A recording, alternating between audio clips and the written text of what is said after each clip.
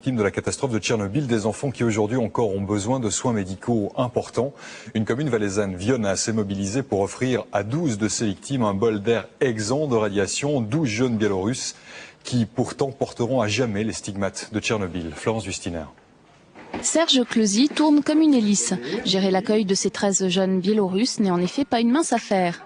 C'est pas facile à gérer. Mais il y a des fois c'est mieux que d'autres. Il y a des fois c'est un peu plus olé olé quoi. C'est surtout l'état de santé des enfants qui complique leur séjour en vallée. Nés après la catastrophe de Tchernobyl, ils en portent tous l'empreinte avec un système immunitaire déficient.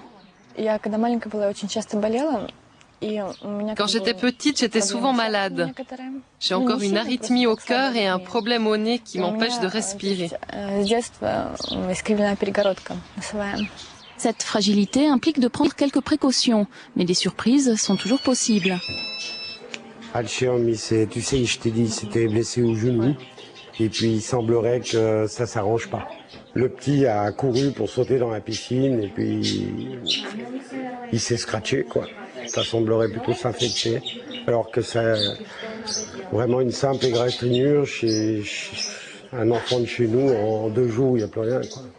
Ce petit incident n'émeut pas Dimitri et ses compagnons de voyage, surtout Dimitri qui a lui déjà développé plusieurs mélanomes. Chez nous, il y a beaucoup d'enfants malades. Les centres d'oncologie apparaissent de plus en plus. La plupart des gens, petits et grands, manquent de vitamines et ont une très faible immunité.